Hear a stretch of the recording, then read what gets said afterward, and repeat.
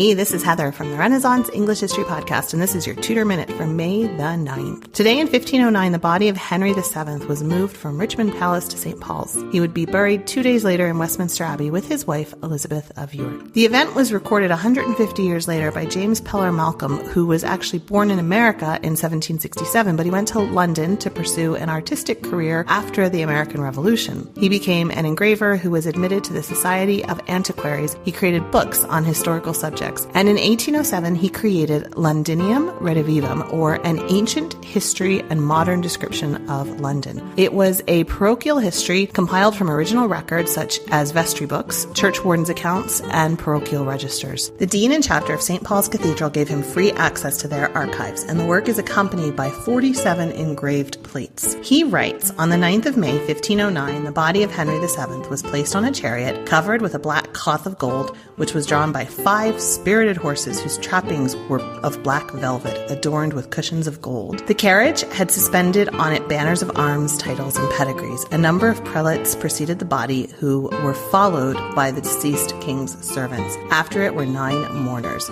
600 men bearing torches surrounded the chariot. The chariot was met in St. George's Fields, he died at Windsor, by all the priests and clergy of London and its neighbourhood, and at London Bridge by the Lord Mayor, Aldermen, and Common Council in black. To render this awful scene sublimely grand, the way was lined with children who held burning tapers. The slow, monotonous notes of the chant mixed with the sonorous tones of the great bells were not less grateful to the ear. When the body had arrived at St. Paul's, which was superbly illuminated, it was taken from the chariot and carried to the choir, where it was placed beneath a hearse, arrayed with the accompaniments of death. A solemn mass and dirge were then sung, and a sermon preached by the Bishop of Rochester. That's your Tudor Minute for today. Remember, you can dive deeper into life in 16th century England through the Renaissance English History Podcast at englandcast.com, where we have some great talks from the 2017 Tudor Summit on the early Tudors.